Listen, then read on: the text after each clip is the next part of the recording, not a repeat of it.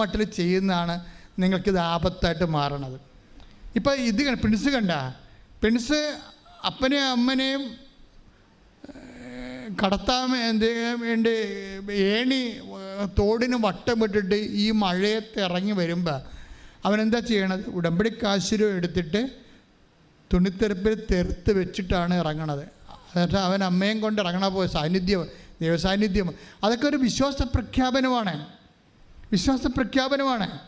ഇങ്ങനെ വിശ്വാസം പ്രഖ്യാപിച്ചു കഴിഞ്ഞാൽ പിന്നെ ദൈവത്തിൻ്റെ ബാധ്യതയാവും ഇത് നിറവേറ്റി.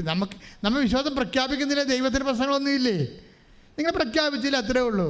പക്ഷേ വൺസ് നിങ്ങൾ സത്യസന്ധമായിട്ട് ഉടമ്പടിയിലുള്ള ദൈവത്തോടുള്ള ബന്ധം അരക്കിട്ട് നിങ്ങൾ ഉറപ്പിച്ചു കഴിഞ്ഞാൽ, ദൈവം സത്യസന്ധനായത് കാരണം ദൈവത്തിന് നിങ്ങളുടെ നിയോഗങ്ങളോടുകൂടി നിവൃത്തിയാക്കാതിരിക്കാൻ പറ്റത്തില്ല. കാര്യം ദൈവം സത്യസന്ധനാണല്ലോ. അതാണ് പ്രശ്നം.